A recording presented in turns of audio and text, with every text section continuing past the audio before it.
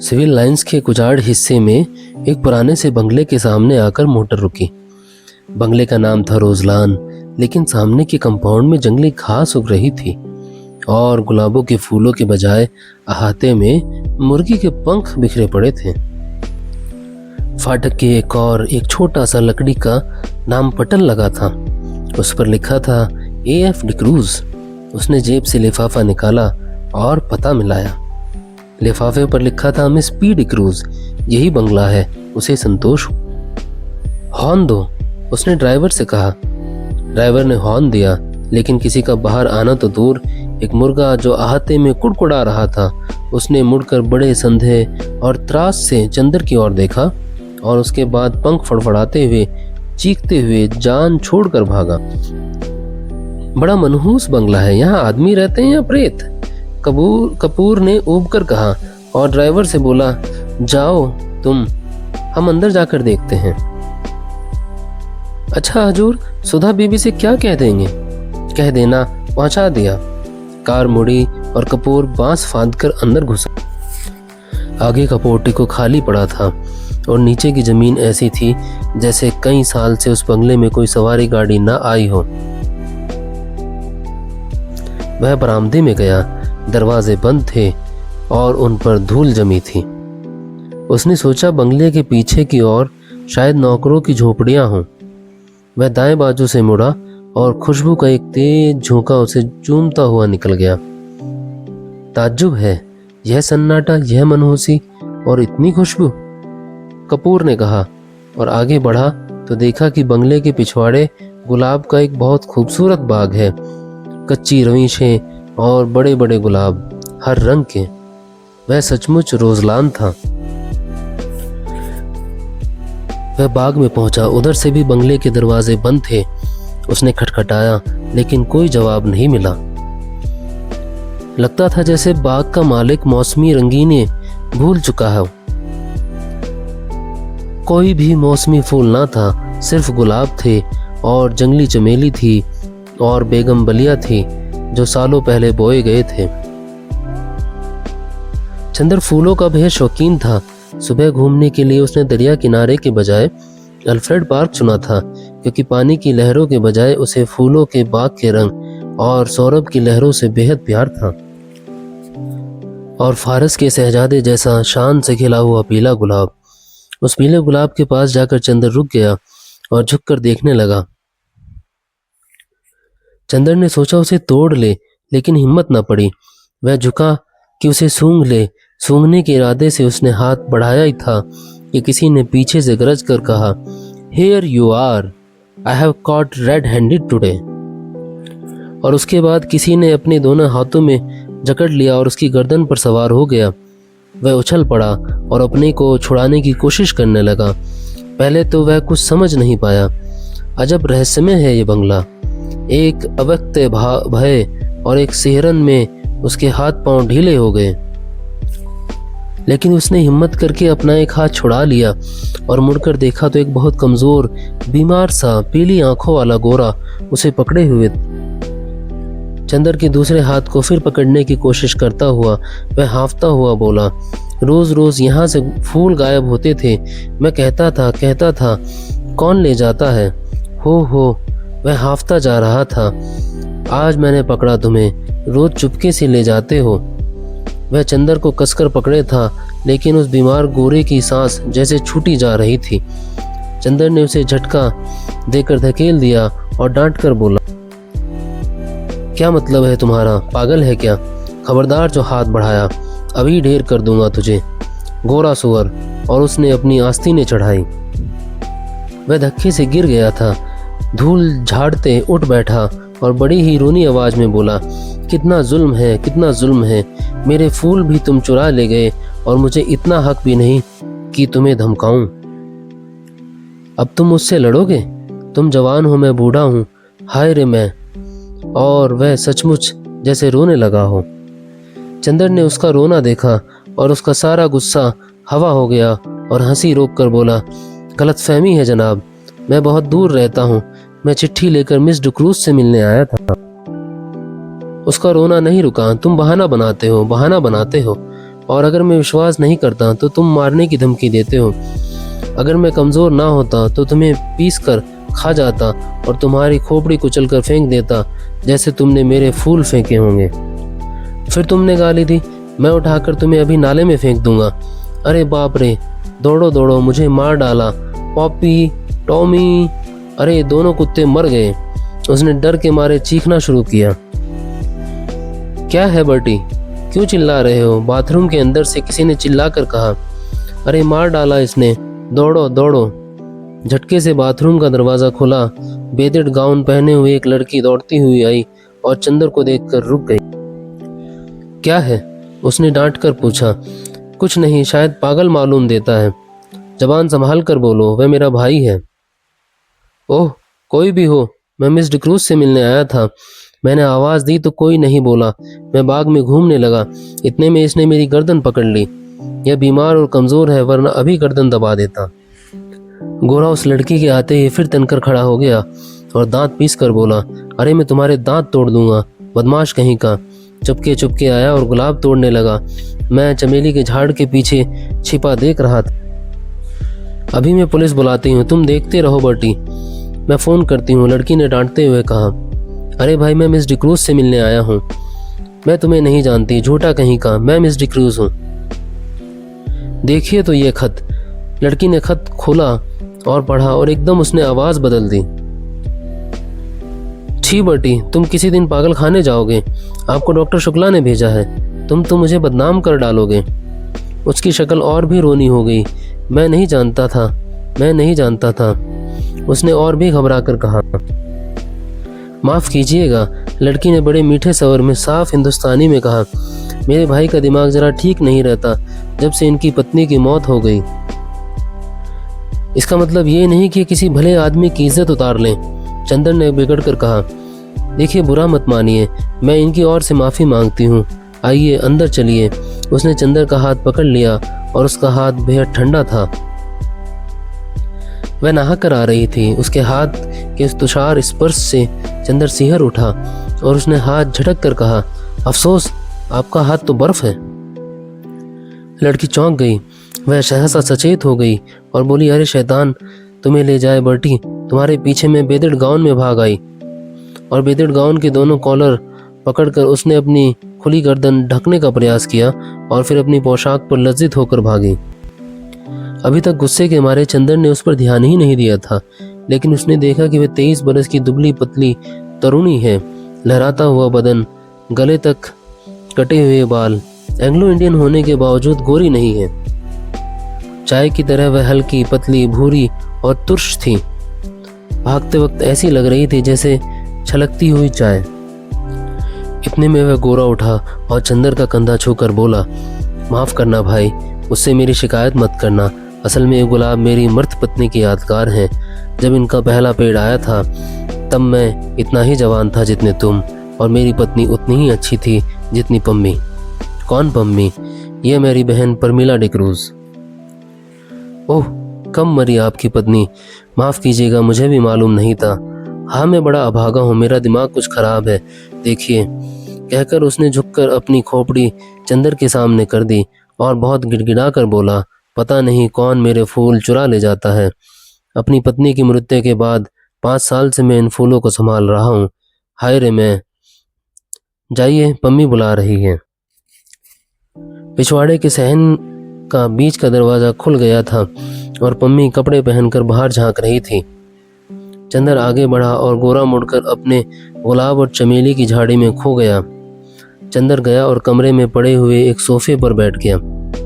वह आई निसंकोच भाव से उसी सोफे पर कपूर के बगल में बैठ गई और बड़ी मुलायम आवाज़ में बोली, मुझे बड़ा दुख है मिस्टर कपूर, आपको बहुत तवालत उठानी पड़ी, चोट तो नहीं आई? नहीं नहीं, कोई बात नहीं। कपूर का सारा गुस्सा हवा हो गया। कोई भी लड़की निसंकोच भाव से इतनी अपनायत से सहानुभूति दिखाए और माफ़ी मांगे तो उसके सामने कौन पानी पानी नहीं हो जाएगा। और फिर वह भी तब जबकि उसके होंठों पर ना केवल बोली अच्छी लगती हो, वरन लिपस्टिक भी उतनी ही प्यारी हो। लेकिन चंदर की एक आदत थी, और चाहे कुछ ना हो, कम से कम वह ये अच्छी तरह जानता था कि नारी जाति से व्यवहार करते समय कहाँ पर कितनी ढील देनी चाहिए, कितना कसना चाहिए, कब सहानुभूति से उन्हें झुकाया जा सकता है, कब अकड़ कर। उस वक्त जानता था कि इस लड़की से वह जितनी सहानुभूति चाहे ले सकता है, अपने अपमान के हर जाने के तौर पर। इसलिए कपूर साहब बोले, लेकिन मिस डिक्रूज, आपके भाई बीमार होने के बावजूद बहुत मजबूत हैं। उफ, गर्दन पर जैसे अभी तक जलन हो रही हो। ओह, सचमुच मैं बहुत शर्मिंदा हूँ। देखूं, और कॉलर उठाकर उसने गर्दन पर अपनी बर्फीली उंगलियां रख दी। लाइए लोशन मल दूं मैं। धन्यवाद धन्यवाद, इतना कष्ट न कीजिए, आपकी उंगलियां गंदी हो जाएंगी, कपूर ने बड़ी शालीनता से कहा। पम्मी के होंठों पर एक हल्की सी मुस्कुराहट, आंखों में हल्की सी लाज और वक्ष में एक हल्का सा कंपन दौड़ गया। यह वाक्य कपूर ने चाहे शरारत में कहा हो, लेकिन कहा इतने शांत और संयत शब्दों में कि पम्मी कुछ प्रतिवाद भी ना कर सकी। और फिर 6 बरस से 8 बरस तक कि कौन ऐसी स्त्री है जो अपने रूप की प्रशंसा पर बेहोश ना हो जाए। अच्छा लाइए, वह स्पीच कहाँ है जो मुझे टाइप करनी है, उसने विषय बदलते हुए कहा। यह लीजिए, कपूर ने दे दी। यह तो मुश्किल से 3-4 घंटे का काम है। और पम्मी स्पीच को उलट पुलट कर देखने लगी। माफ़ कीजिएगा, अगर मैं कुछ व्यक्तिगत सवाल पूछूं, क्या आप टाइपिस्ट हैं? कपूर ने बहुत शिष्टता से पूछा। जी नहीं, पम्मी ने उन्हीं कागज़ों पर नज़र गड़ाते हुए कहा। मैंने कभी टाइपिंग और शॉर्ट हैंड सीखी थी और तब मैं सीनियर कैम्ब्रिज पास करके यूनिवर्सिटी गई थी। यूनिवर्सिटी मुझे छोड़नी पड़ी क्योंकि मैंने अपनी शादी कर ली। अच्छा, आपके पति कहाँ हैं? रावलपिंडी में, आर्मी में। लेकिन फिर आप डिक्रूज क्यों लिखती हैं और फिर मिस? क्योंकि हम लोग अलग हो गए हैं। और स्पीच के कागज़ों को फिर तह करते हुए बोली, मिस्टर कपूर, आप अविवाहित हैं? जी हाँ। और विवाह करने का इरादा तो नहीं रखते? नहीं। बहुत अच्छे, तब तो हम लोगों में निभ जाएगी। मैं शादी से बहुत नफरत करती हूँ। शादी अपने को दिया जाने वाला सबसे बड़ा धोखा है। देखिए, ये मेरे भाई हैं ना, कैसे पीले और बीमार से हैं। यह पहले बड़े तंदुरुस्त और टेनिस में प्रांत के अच्छे खिलाड़ियों में से थे। एक बिशप की दुबली पतली भावुक लड़की से इन्होंने शादी कर ली थी और उसे बेहद प्यार करते थे। सुबह शाम दोपहर रात कभी उससे अलग नहीं होने देते थे। हनीमून के लिए उसे लेकर सीलोन गए थे। वह लड़की बहुत कला प्रिय थी, बहुत अच्छा नाचती थी, बहुत अच्छा गाती थी और खुद गीत लिखती थी। यह गुलाब का बाग उसी ने बनवाया था और उन्हीं के बीच में दोनों बैठकर घंटों गुजार देते थे। कुछ दिनों बाद दोनों में झगड़ा हुआ। क्लब में बॉल डांस था और उस दिन वह लड़की बहुत अच्छी लग रही थी, बहुत अच्छी। डांस के वक्त उनका ध्यान डांस की तरफ कम था, अपनी पत्नी की तरफ ज़्यादा। इन्होंने आवेश में उसकी उंगलियां जोर से दबा दी। वह चीख पड़ी और सभी इन लोगों की ओर देखकर हंस पड़े। वह घर आई और बहुत बिगड़ी। बोली, आप नाच रहे थे या टेनिस का मैच खेल रहे थे? मेरा हाथ था या टेनिस का रैकेट? इस बात पर बर्टी भी बिगड़ गया और उस दिन से जो इन लोगों में खटकी तो फिर कभी न बनी। धीरे धीरे वह लड़की एक सार्जेंट को प्यार करने लगी। बर्टी को इतना सदमा हुआ कि वह बीमार पड़ गया, लेकिन बर्टी ने तलाक नहीं दिया। उस लड़की से कुछ कहा भी नहीं और उस लड़की ने सार्जेंट से प्यार जारी रखा। लेकिन बीमारी में बर्टी की बहुत सेवा की। बर्टी अच्छा हो गया। उसके बाद उसको एक बच्ची हुई और उसी में वह मर गई। हालांकि हम सब लोग जानते हैं कि वह बच्ची उस सार्जेंट की थी, लेकिन बर्टी को यकीन नहीं होता कि वह सार्जेंट को प्यार करती थी। वह कहता है, यह दूसरों को प्यार करती होती तो मेरी इतनी सेवा कैसे कर सकती थी भला। उस बच्ची का नाम बर्टी ने रोज़ रखा और उसे लेकर दिन भर उन्हीं गुलाब के पेड़ों के बीच में बैठा रहता था, जैसे अपनी पत्नी को लेकर बैठता था। 2 साल बाद बच्ची को सांप ने काट लिया। वह मर गई और तब से बर्टी का दिमाग ठीक नहीं रहता। खैर जाने दीजिए, आइए अपना काम शुरू करें। चलिए अंदर के स्टडी रूम में चलें। चलिए अंदर, चंदर बोला और पम्मी के पीछे पीछे चल दिया। मकान बहुत बड़ा था और पुराने अंग्रेज़ों के ढंग पर सजा हुआ था। एक अलमारी में नीचे खाने में टाइपराइटर रखा था। पम्मी ने बिजली जला दी और टाइपराइटर खोलकर साफ करने लगी। चंदर घूमकर किताबें देखने लगा। एक कोने में कुछ मराठी की किताबें रखी थी। उसे बड़ा ताज्जुब हुआ। अच्छा पम्मी, ओह माफ़ कीजिएगा मिस डिक्रूज। नहीं, आप मुझे पम्मी पुकार सकते हैं, मुझे यही नाम अच्छा लगता है। हाँ, क्या पूछ रहे थे आप?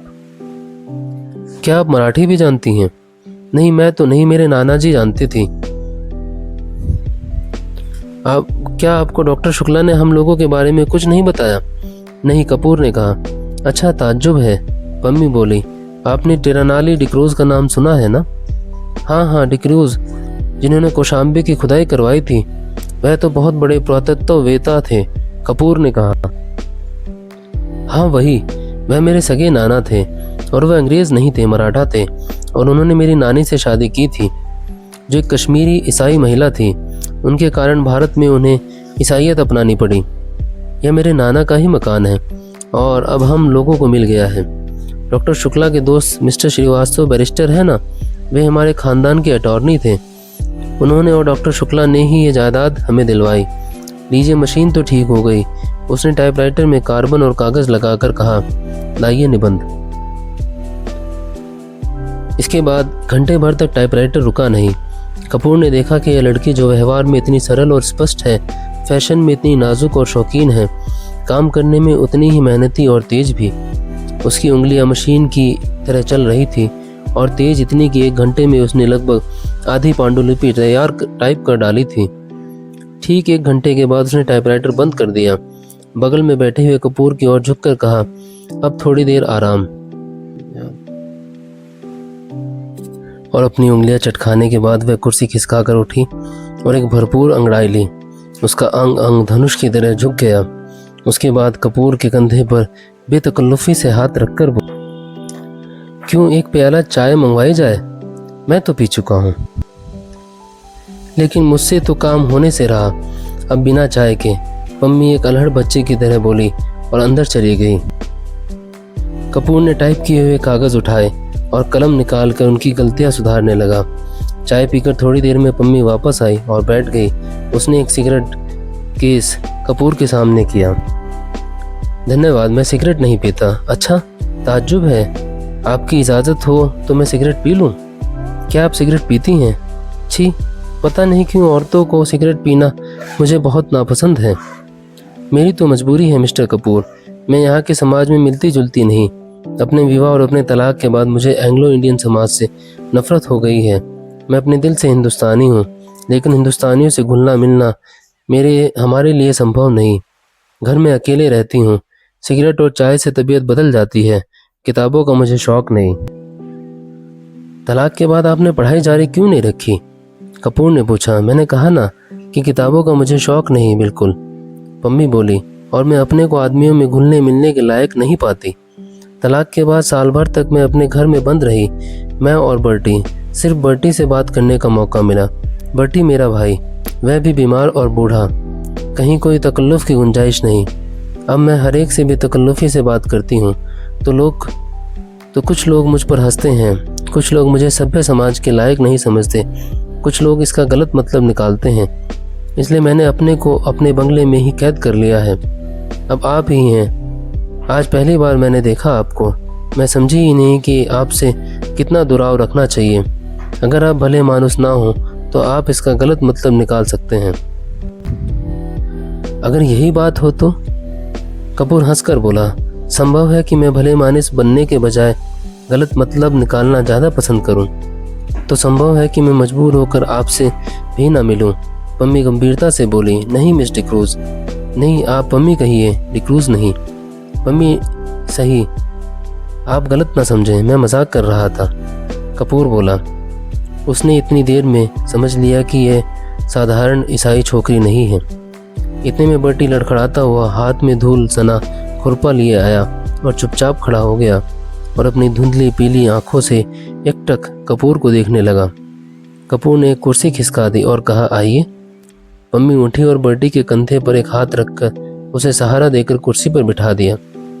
बर्टी बैठ गया और आंखें बंद कर ली। उसका बीमार कमज़ोर व्यक्तित्व जाने कैसे लगता था कि पम्मी और कपूर दोनों चुप हो गए। थोड़ी देर बाद बर्टी ने आंखें खोली और बहुत करुण स्वर में बोला, पम्मी तुम नाराज़ हो? मैंने जानबूझकर तुम्हारे मित्र का अपमान नहीं किया था। अरे नहीं, पम्मी ने उठकर बर्टी का माथा सहलाते हुए कहा, मैं तो भूल गई और कपूर भी भूल गए। अच्छा, धन्यवाद।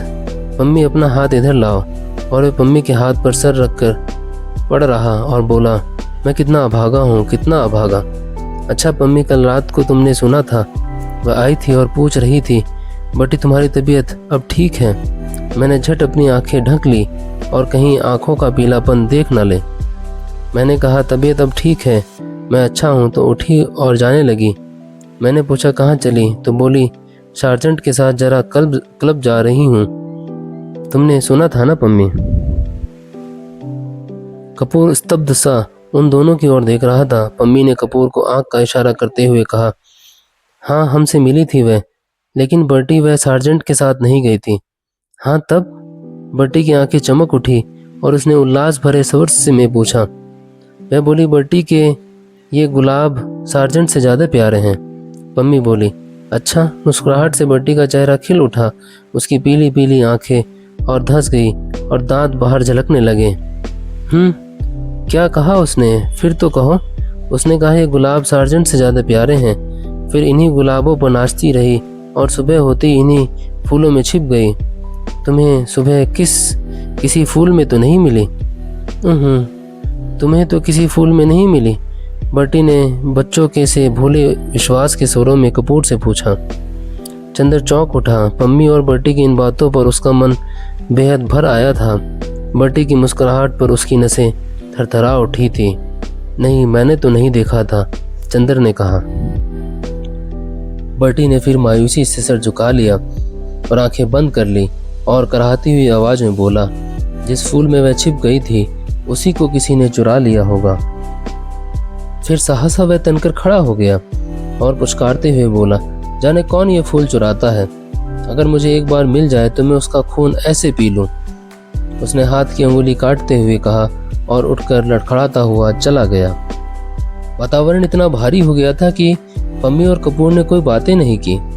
पम्मी ने चुपचाप टाइप करना शुरू किया और कपूर चुपचाप बर्टी की बातें सोचता रहा। घंटा भर बाद टाइपराइटर खामोश हुआ तो कपूर ने कहा, पम्मी, मैंने जितने लोग देखे हैं उनमें शायद बर्टी सबसे विचित्र है और शायद सबसे दयनीय। पम्मी खामोश रही, फिर उसी लापरवाही से अंगड़ाई लेते हुए बोली, मुझे बर्टी की बातों पर जरा भी दया नहीं आती। मैं उसको दिलासा देती हूँ क्योंकि वह मेरा भाई है और बच्चे की तरह नासमझ और लाचार है। कपूर चौंक गया। वह पम्मी की ओर आश्चर्य से चुपचाप देखता रहा, कुछ बोला नहीं। क्यों, तुम्हें ताज्जुब क्यों होता है? पम्मी ने कुछ मुस्कुरा कर कहा, लेकिन मैं सच कहती हूँ। वह बहुत गंभीर हो गई। मुझे जरा तरस नहीं आता इस पागलपन पर। क्षण भर चुप रही, फिर जैसे बहुत ही तेजी से बोली, तुम जानते हो उसके फूल कौन चुराता है? मैं उसके फूल तोड़कर फेंक देती हूँ। मुझे शादी से नफरत है। शादी के बाद होने वाली आपसी धोखेबाजी से नफरत है और उस धोखेबाजी के बाद इस झूठ मूठ की यादगार और बेईमानी के पागलपन से नफरत है। और ये गुलाब के फूल, ये क्यों मूल्यवान है? इसलिए ना कि इसके साथ बर्टी की जिंदगी की इतनी बड़ी ट्रेजेडी गुथी हुई है। अगर एक फूल के खूबसूरत होने के लिए आदमी की जिंदगी में इतनी बड़ी ट्रेजेडी आना जरूरी है तो लानत है उस फूल की खूबसूरती पर। मैं उससे नफरत करती हूँ, इसलिए मैं किताबों से नफरत करती हूँ। एक कहानी लिखने के लिए कितनी कहानियों की ट्रेजेडी बर्दाश्त करनी होती है। मम्मी चुप हो गई। उसका चेहरा सुर्ख हो गया था। थोड़ी देर बाद उसका तैश उतर गया था और वह अपने आवेश पर खुद शर्मा गई। उठकर वह कपूर के पास गई और उसके कंधों पर हाथ रखकर बोली, बर्टी से मत कहना, अच्छा? कपूर ने सर हिलाकर स्वीकृति दी और कागज समेट कर खड़ा हुआ। पम्मी ने उसके कंधों पर हाथ रखकर उसे अपनी ओर घुमाकर कहा, देखो, पिछले 4 सालों से मैं अकेली थी और किसी दोस्त का इंतजार कर रही थी। तुम आए और दोस्त बन गए, तो अब अक्सर आना। अच्छा, कपूर ने गंभीरता से कहा, डॉक्टर शुक्ला से मेरा अभिवादन कहना, कभी यहाँ जरूर आएं। आप कभी चलिए, वहाँ उनकी लड़की है, आप उससे मिलकर खुश होंगी। पम्मी उसके साथ फाटक तक पहुँचाने चली तो देखा बर्टी एक चमेली के झाड़ में टहनियाँ हटा हटा कर कुछ ढूंढ रहा था। पम्मी को देखकर पूछा उसने, तुम्हें याद है वह चमेली के झाड़ में तो नहीं छिपी थी? कपूर ने पता नहीं क्यों जल्दी पम्मी को अभिवादन किया और चल दिया। उसे बर्टी को देखकर डर लगता था।